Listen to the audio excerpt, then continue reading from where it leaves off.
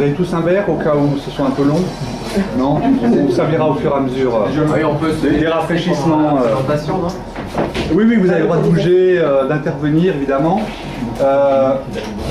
Juste du coup, pour introduire un peu ces Restes Optima, une idée, vu qu'on avait de nouveaux locaux à Optima et pouvoir recevoir un petit peu de monde, l'idée de rencontrer les acteurs locaux qui s'intéressent éventuellement à la statistique ou qui souhaitent la découvrir, de faire des réunions un petit peu culturelles. Voilà, rencontres et culture autour d'un thème. Alors, il a fallu choisir un premier thème, un premier intervenant. C'est tombé 2 fois sur moi, enfin pour le thème oui, pour l'intervenant aussi. Donc je suis maître de conférence à l'université de Bordeaux en statistique, ça fait une petite vingtaine d'années. J'enseigne plutôt en sciences du sport, mais ça fait aussi une petite vingtaine d'années que je collabore avec Optima en tant qu'intervenant sur des actions diverses et variées. Je donnerai quelques exemples à la fin qui sont en rapport avec cette question. Alors, il se trouve que depuis quelques années, je m'égare un petit peu dans des réflexions un peu plus philosophiques autour de certains problèmes statistiques, parce que quand on discute, quand on essaye éventuellement de convaincre un client que la méthode qu'on va proposer nous semble la meilleure ou la plus adaptée, on rencontre en face de nous à la fois parfois de l'inculture, c'est normal, hein, compétences en statistiques qui ne sont pas élevées, ça c'est normal, mais aussi des réticences ou des choses inconscientes dans la tête, on dit en faisant comme ça, est-ce qu'on risque pas d'avoir ce problème-là, etc., etc. Et chez les universitaires, il y a un très très gros débat, depuis très longtemps, sur 2 grands principes en statistique que je vais venir développer. Et la réflexion que j'ai menée m'a conduit plutôt à finalement cette question qu'on rencontre plutôt en économie en général. On dit que, par exemple, la baisse de l'impôt va augmenter le pouvoir d'achat, toutes choses égales par ailleurs. Évidemment, c'est vrai que ça marche comme ça, si vous prenez un peu moins, on a un peu plus, oui, mais si tout le reste reste fixe. Et donc j'ai essayé de voir comment cette clause, assez connue en économie, pouvait trouver en fait un écho en statistique, et finalement comment, en statistique, on s'était adapté à cette idée. Alors on va commencer par un exemple qui va parler sans doute à certains. On est dans le milieu médical, on a une étude sur les calculs rénaux, et on a 2 traitements, un traitement A, un traitement B, et ces 2 traitements ont été donnés à un certain nombre de patients, et on obtient le résultat suivant. Pour le traitement A, 78% de guérison, pour le traitement B, 83%. Ce qu'on a envie de dire ici, c'est qu'il semble que le traitement B soit plus efficace que le traitement A. Alors, le petit souci, c'est que si on regarde ce qui se passe en fonction de la taille des calculs rénaux, parce qu'il paraît qu'il y a des grands calculs rénaux et des petits calculs rénaux, en mathématiques il y a des grands et des petits calculs, et visiblement en médecine aussi, eh bien on a un résultat un petit peu curieux qui fait que pour les petits calculs, le taux de guérison pour le traitement A c'est 93% et pour le traitement B c'est 87%, et que pour les gros calculs, le traitement A est à 73% de guérison et le traitement B à 60%. Et du coup, on a envie de dire, maintenant qu'on connaît la taille du calcul, le traitement A semble plus efficace que le traitement B dans les 2 cas. Donc globalement, c'est le traitement B. Dès qu'on regarde la taille du calcul, c'est le traitement A. Et la vraie question qui se pose, c'est que des calculs, ils sont forcément petits ou gros.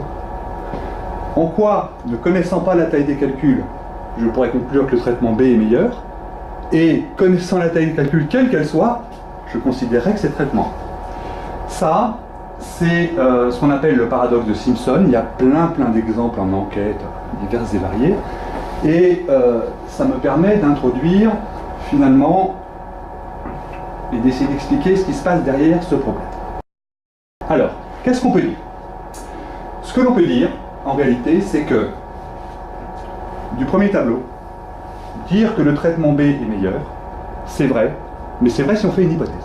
Cette hypothèse, elle s'appelle ceteris paribus, c'est-à-dire la clause toute chose égale par ailleurs. Effectivement, vous avez parfaitement le droit, scientifiquement, de dire j'ai observé pour le traitement A 78% de guérison, pour le traitement B 83%, Si effectivement ces résultats ont été obtenus toutes choses égales par ailleurs, le traitement B est meilleur.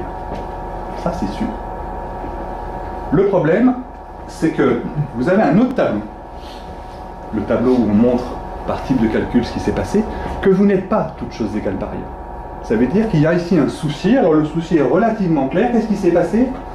Les petits calculs ont essentiellement été traités par le traitement B. Les gros calculs ont essentiellement été traités par le traitement A. Et il se trouve évidemment que c'est plus facile de guérir d'un petit calcul que d'un gros calcul. Donc moralité ici, on a un taux de guérison global, quel que soit le traitement, qui est bien supérieur.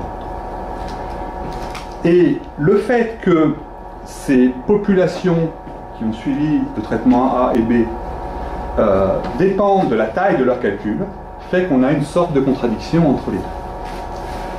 Alors, ça ne suffit pas pour conclure, parce que maintenant j'en suis là, et du coup, éventuellement en tant que médecin, j'ai ces résultats-là, il va falloir que je décide qu'est-ce que je conseille à mon patient. Alors, finalement, on a envie de dire jusque-là, c'est clair, c'est le traitement A qui est le bon traitement, puisque quand on va au degré le plus fin de l'analyse, dans tous les cas, c'est lui qui a l'air d'être le meilleur. Une fois de plus, c'est-à-dire que dans le tableau de gauche et dans le tableau de droite, tu es également toutes choses égales par ailleurs. Ah ben j'y viens. C'est-à-dire que tu anticipes. Regarde, si on conclut ça, c'est qu'effectivement on suppose que dans le deuxième tableau, on a ces résultats-là, mais toutes choses égales par ailleurs. Et clairement, on est plutôt dans le doute qu'autre chose, parce que on voit une étude où il y a un premier résultat qui donne une première idée, puis on a un deuxième résultat qui donne une idée contraire. On se demande si on découpe par exemple homme-femme, on va se retrouver avec à nouveau le traitement A qui est meilleur partout. Ça c'est tout à fait possible. Le paradoxe de Simpson, il est en cascade. Alors, donc, le raisonnement qu'on mène quand on a ce genre de choses, c'est un raisonnement en disant j'observe quelque chose, toutes choses égales par ailleurs. À ce moment-là, je peux déduire des choses, mettre en relation des causes alpha ou des choses comme ça. Le problème, c'est que cette hypothèse, évidemment, c'est une utopie. Toutes choses égales par ailleurs, ça n'existe pas. Si vous baissez les impôts, vous augmentez le pouvoir d'achat, oui, s'il n'y a pas plus de chômage, si la croissance... Voilà. Donc vous vous rendez compte que toutes choses égales par ailleurs, c'est une utopie. Et la question, je vais développer un petit peu ici, c'est cette question de, bon, c'est une utopie, mais c'est une belle idée. Comment la statistique a essayé de prendre cette idée et de l'adapter. En physique, en chimie, on a l'habitude de faire des expérimentations, des expériences, dans ce qu'on appelle des conditions normales de température et de pression.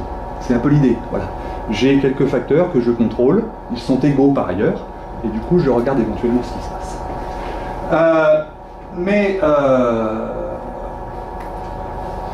Nous, pour ce qui nous intéresse dans cet exposé, on va avoir deux grandes familles de problématiques, évidemment dont Ptima s'intéresse. Les enquêtes, les sondages, alors évidemment avec l'actualité politique, on voit bien ce que c'est qu'un sondage, en tout cas les sondages politiques. Et pour un sondage, fondamentalement la question, c'est d'essayer de construire ce qu'on appelle un échantillon représentatif. Et si on est en expérimentation diverses et variées, ça peut être tout à fait à la fois dans les métiers mais dans des tas d'autres domaines de l'industrie, on va chercher éventuellement à fabriquer ce qu'on appelle des groupes comparables. Donc il y a ces deux concepts, en statistique, en enquête, échantillon représentatif, en expérimentation de groupes comparables. En fait, ces deux concepts, ils sont complètement identiques. C'est simplement l'application qui sera pas là. Alors, de ça, et de cette clause ceteris paribus et de la nécessité de l'adapter au principe de réalité qui est que c'est pas raisonnable d'imaginer qu'on puisse tout contrôler et que toute chose soit égale par ailleurs, il y a eu deux écoles de pensée. La première, elle a abouti à, en enquête, ce qu'on appelle la méthode des quotas, on va y revenir quelques instants, et en expérimentation, la méthode des choix raisonnés. L'idée, c'est de dire, je vais essayer de contrôler les choses d'une certaine manière, et finalement, j'aurai certaines choses égales par ailleurs. J'aurais réussi à bloquer quelques facteurs, typiquement conditions normales, température et pression. Je contrôle certains facteurs. De l'autre côté, les défendants de l'aléatoire, de la randomisation, eux, finalement, aurait à l'esprit autre chose que certaines choses égales par ailleurs, mais ce serait toute chose d'espérance égale par ailleurs. Grosso modo, en moyenne égale par ailleurs. On va faire un petit zoom, parce que vous ne pouvez pas tout faire aujourd'hui, et puis on a à discuter, etc. Vous n'hésitez pas à interrompre Vincent, à montrer le chemin. Un petit dessin, alors on est en sondage politique, aujourd'hui on se pose vraiment la question de la fiabilité des sondages. Quand vous interrogez quelqu'un, parfois il peut vous dire que 50% de lui-même il croit fortement, ou dur comme fer. La question c'est parfois l'autre moitié. On va parler d'abord un tout petit peu de la méthode des quotas, au moins pour que vous ayez quelques éléments factuels. Pour pouvoir utiliser la méthode des quotas, on va avoir besoin de quelques informations sur la population qui nous intéresse. Proportion en âge, en sexe, CSP, etc. etc.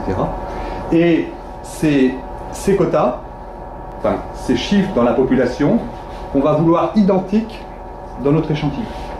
D'accord ? Et l'idée, parce que c'est ça qui est important, alors il n'y a pas besoin de base de sondage, on peut imaginer qu'on se mette dans la rue et qu'on dise voilà il me faut tant d'hommes, tant de femmes, etc. et que je remplis mes quotas. Et l'idée donc c'est de construire un échantillon tel que certaines proportions dans la population et dans l'échantillon soient identiques. Et écoutez bien, c'est important, en espérant que les autres variables, celles qui m'intéressent, vont suivre, que les autres informations vont suivre cette régularité de ce que j'ai conçu. Donc, moralité, un sondage par quota, c'est bien certaines choses égales par ailleurs. Alors, juste un petit exemple. Alors, il se trouve que c'est vieux, hein, mais c'est très pédagogique. Donc, vous avez une enquête, vous devez interviewer une dizaine de personnes. 10. Alors, il se trouve que c'est une enquête électorale. Vous avez vos quotas, ça veut dire que vous avez compris que dans la population, il y avait tel pourcentage d'hommes et de femmes, etc., etc. Et donc, que vous voulez avoir interrogé 5 hommes, 5 femmes. Vous avez les chiffres par catégorie d'âge. Qu'est-ce qui se passe ? Vous passez éventuellement un coup de fil, ça dépend de votre mode de passation de questionnaire. Vous appelez, vous tombez sur une femme qui a entre 35 et 49 ans, qui est profession libérale, cadre supérieur, très bien. Vous continuez à appeler, vous remplissez vos quotas. Quand vous avez assez d'hommes, vous interrogez que des femmes. Quand vous avez assez de jeunes, vous interrogez que des vieux, etc. Et puis au bout, vous arrivez à un moment donné, il va bien falloir le finir, ce quota. Alors, croyez-moi, alors là, pour le coup, ça se passe très très souvent mal. Ça veut dire que vous devez retrouver, par exemple ici, une femme qui aurait plus de 65 ans et qui ne serait pas retraitée, mais qui serait profession intermédiaire, employée ou ouvrier. Et donc là, pour trouver cette personne, vous allez en laisser passer un certain nombre, ça perd du temps. Alors pour la petite histoire, on a développé avec Optima un logiciel, quand on a des quotas à réaliser pour une enquête, on se pose la question de savoir combien ça va nous coûter en termes de demande d'individus. Parce que plus les quotas sont compliqués, plus pour remplir la fin des quotas, ça va être compliqué. Donc voilà, par exemple, vous voulez interroger 1000 personnes, vous avez ces quotas-là, on comprend qu'il va falloir faire 10 000 appels, en gros. Au contraire, ils sont assez simples vos quotas, on pourra en faire que 5000, on va remplir les quotas plus rapidement. Voilà, c'est plus compliqué, mais on arrive à faire ce genre de choses. Bon, vous avez rempli vos quotas plus ou moins bien, vous êtes content, vous avez fait une enquête par quota. Alors, les méthodes aléatoires, il en existe deux. Fondamentalement, je schématise, ce qu'on appelle les sondages à probabilité égale, ça veut dire que vous avez une base de sondage dans laquelle vous avez tous vos individus qui vous intéressent, vous ne pouvez pas tous les interroger, ça prend du temps, etc. Et vous plongez la main dedans, vous ne regardez pas et vous en sortez le nombre qui vous convient pour faire votre enquête. D'accord ? Donc chaque individu est sélectionné au hasard, écu probable dans la population qui nous intéresse. Deuxième chose, plus fine, plus subtile, vous comprenez que ce que vous allez faire de votre enquête, c'est essayer d'avoir une idée sur la population. Et passer de l'enquête, des résultats de l'enquête à la population, ça va engendrer, on va dire, une précision dans cette extrapolation, et cette précision, on l'appellera la marge d'erreur, on va y revenir un petit peu. Mais du coup, vous pouvez réfléchir à choisir avec des probabilités un peu différentes les gens, pour que le résultat qui vous intéresse sur la population ait une marge d'erreur plus faible. Dans les exemples, je reviendrai sur EcoTLC, parce que c'était vraiment un problème de base. Le danger, et là pour le coup, on connaît un peu le sujet à Optima, le danger c'est que si vous déformez trop les probabilités de votre échantillon, vous ne pourrez pas reconstruire votre population correctement. Donc il y a un moment donné, il faut faire un petit peu attention. Et la morale de cette petite histoire, c'est d'abord, l'idée, c'est que le hasard fait bien les choses, le plus souvent. Et du coup, qu'un sondage aléatoire simple, c'est bien l'idée de faire les choses, toutes choses d'espérance égale par ailleurs. En moyenne, j'aurai un nombre d'hommes, de femmes, etc., qui sera grosso modo correspondant à celui de la population. Alors on va les comparer rapidement. On va les comparer essentiellement sur la question de la fiabilité du résultat, ça veut dire la pertinence en termes d'extrapolation dans la population. Mais évidemment, ce n'est pas la seule chose. Pourquoi aujourd'hui en France on fait 98% des sondages par quota? Parce que c'est ce qui coûte le moins cher. D'accord? Imaginez disposer d'une base de sondage dans laquelle on va tirer au sort. C'est compliqué. On a cette crainte éventuellement que le hasard fasse mal les choses, je vais y revenir. Et puis, surtout, c'est même pas ça la réalité. Si je prends les sondages politiques aujourd'hui, il n'y a plus d'échantillonnage, il y a des panels. C'est-à-dire que vous avez, non pas dans la base des Français, une base de numéro de téléphone, vous appelez si c'est un homme, une femme, ça rentre dans vos quotas et vous remplissez vos quotas. Non, non. C'est vous avez 10 000 individus ou 15 000 individus qui ont accepté d'être dans la base de panel, et puis vous allez interroger 1000 personnes dedans en essayant de respecter les quotas. Alors je sais pas comment on fait exactement, ça est un petit peu bizarre, mais ça se fait. Mais voilà, il faut comprendre que quand on fait une enquête, il y a des questions. Bonjour, entrez. Hein. Il y a des questions de coût, il y a des questions de pertinence des méthodes, etc. Et puis il y a la fiabilité des résultats. Alors la fiabilité des résultats, en statistique, on a un indicateur. Peut-être qu'on peut en trouver d'autres. La confiance qu'on peut avoir dans le résultat. Voilà, j'ai confiance dans mon résultat. Très bien. Mais en statistique, on a un indicateur qui s'appelle l'intervalle de confiance, ou la marge d'erreur. C'est cette idée que quand vous avez interrogé une population et qu'il y a 20% de gens qui disent ça, dans l'échantillon, dans la population, on va être peut-être entre 15 et 25. Tout ça va dépendre d'un certain nombre de rapports qu'il y a entre les deux, la taille de l'échantillon, la qualité de l'enquête, etc. Quel est le problème on a quand on fait des statistiques? C'est que de ces deux méthodes dites certaines choses égales par ailleurs ou toutes choses d'espérance égale par ailleurs, de l'une on ne pourra rien conclure en termes d'intervalle de confiance, en termes de marge d'erreur, alors que de l'autre on pourra conclure quelque chose. Et l'idée force qui est là, c'est la suivante: le hasard fait parfois mal les choses, mais on sait dans quelle proportion. Et soit on accepte de dire il peut faire mal les choses, mais je sais de combien il risque de mal faire les choses, c'est connu. Ou alors je considère que je vais caler un certain nombre de choses et je vais espérer que le reste va suivre. Mais je ne sais pas dans quelle mesure il suivra. Voilà. Donc ça, c'est la question qui se pose ici. Et donc, ce que je peux dire par rapport à ça, c'est qu'on a souvent le souci d'expliquer qu'il faut s'en remettre au hasard, parce que ce sera la seule façon d'avoir finalement un résultat dans lequel on pourra avoir confiance. Et arrêter de penser qu'en contrôlant les choses, ça va bien se passer. Je ne peux pas m'empêcher, c'est l'occasion, de revenir sur le concept d'échantillon représentatif. Alors on a un souci scientifique, très clair, je vais développer quelques secondes, mais fondamentalement, que ce soit dans l'école française ou l'école américaine, à peu près partout dans le monde, on a un problème avec ce mot, échantillon représentatif. Ce sont des discussions qui datent des années 30. Il y a eu des conférences entières sur l'idée de la représentativité. Les plus grands statisticiens de l'époque se sont penchés sur la question. Et aujourd'hui, grosso modo, on en est là. Oublions ce terme. Voilà. Il a trop vécu, on l'a usé, on l'a déformé, on l'a abîmé. Bon. En particulier alors Pascal Ardilis, c'est un administrateur de l'INSEE qui a écrit un magnifique ouvrage qui s'appelle La technique des sondages, qui est vraiment la Bible quand vous voulez comprendre comment techniquement on peut fabriquer un sondage et calculer ces fameuses marges d'erreur qui est finalement la seule information intéressante. In fine, j'oublie pas la pertinence du questionnaire, tout un tas de choses, statistiquement parlant. Qui dit que le terme de représentativité ne s'applique pas de façon satisfaisante à un échantillon. Et Yves Tillier, alors c'est le pendant complètement théorique des sondages, c'est-à-dire lui il a écrit un livre qui s'appelle Théorie des sondages, pas confondre théorie et pratique, même si par définition il vaut mieux que ça se réunisse quelque part, qui lui dit que la notion donc de représentativité ou d'échantillon représentatif est d'ordre essentiellement intuitif. Alors là on est bien d'accord, tout à fait, c'est effectivement d'ordre intuitif, et non seulement sommaire, là on est moins d'accord, mais encore fausse, à bien des égards, invalidé par la théorie. J'ai du mal avec la fin de la phrase. On verra. on a un autre problème. C'est que moi je veux bien que les scientifiques ne veulent pas parler d'échantillons représentatifs, mais depuis mai 2016, et je suis ça de très près, la loi sur l'encadrement des sondages politiques est passée enfin chez les députés, je ne sais pas comment on dit. C'est une loi qui date dans la réflexion de 2011.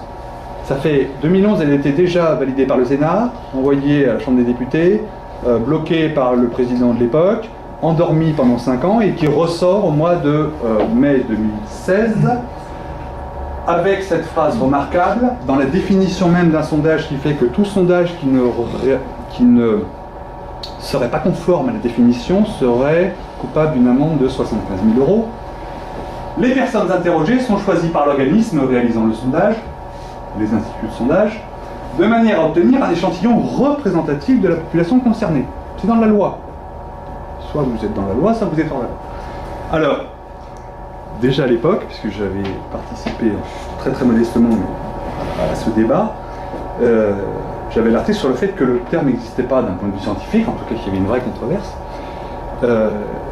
Et le texte a évolué entre 2011 et 2016, mais aujourd'hui c'est dans la loi. Et ce qui est terrible, c'est que la loi ne le définit pas. Parce que la loi pourrait très bien dire, moi, je considère qu'un échantillon représentatif, c'est ça. Terminé. Donc on n'a pas de définition scientifique, on n'a pas de définition légale. Mais en revanche, on a une obligation de s'y tenir. Donc ça peut être amusant. D'ailleurs, je prépare là quelque chose là-dessus. Alors juste pour info quand même, parce qu'on en est assez fiers, on n'est pas souvent fiers, mais ça peut arriver.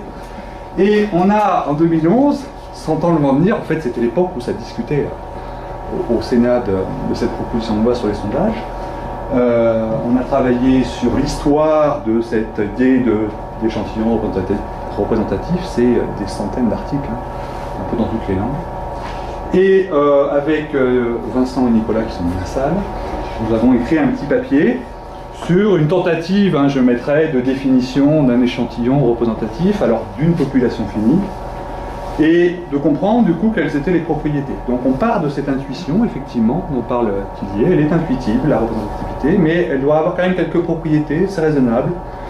On espère par exemple qu'un échantillon où on a une population et on tire vraiment au hasard sans regarder un certain nombre d'individus, cet échantillon il va être représentatif de la population, il y a des petites choses comme ça qu'on aimerait bien qui existent, et du coup on avance dans ces définitions, on réfléchit. Et aujourd'hui on est à peu près à 33 000 téléchargements du document.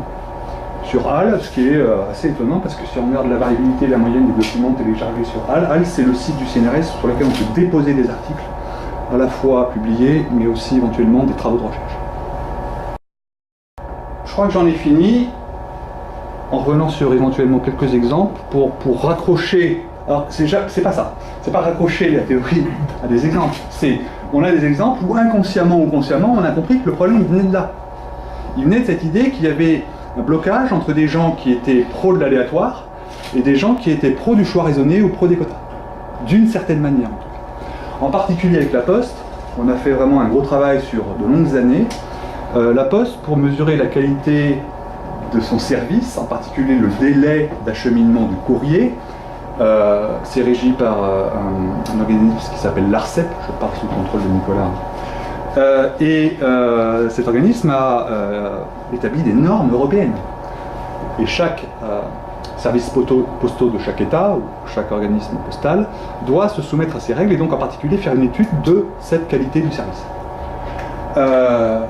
C'est 5000 panélistes en France qui s'échangent les courriers toute l'année, c'est 4 millions de plis à peu près. Et le problème, c'est qu'il faut, en gros, dans la norme, être représentatif en urbain, rural, évidemment tous les départements, tout un tas de critères qui faisaient que si on commençait à les croiser et à essayer de mettre des quotas là-dedans, d'accord, c'était infernal. Et c'était l'IFOP à l'époque qui faisait le job. On avait un truc extrêmement verrouillé, et en particulier on se retrouvait à une obligation d'avoir 4 millions de plis. Donc le travail a consisté à prendre les normes, à essayer de comprendre l'esprit de la norme, qu'est-ce qu'elle disait vraiment, à qui ça s'adressait en réalité, et de dire, non, elle ne vous dit absolument pas de faire 4 millions de plis. D'ailleurs, elle donne des exemples avec 2 ou 3 000, ça veut bien dire que c'est pas une question de taille, mais que voilà, il y a des grands principes, il faut arriver à les comprendre, et du coup, on a pu réduire un petit peu les choses. On n'a pas perdu en qualité de mesure. En tout cas, je me rappelle, on avait même gagné un tout petit peu en qualité de service.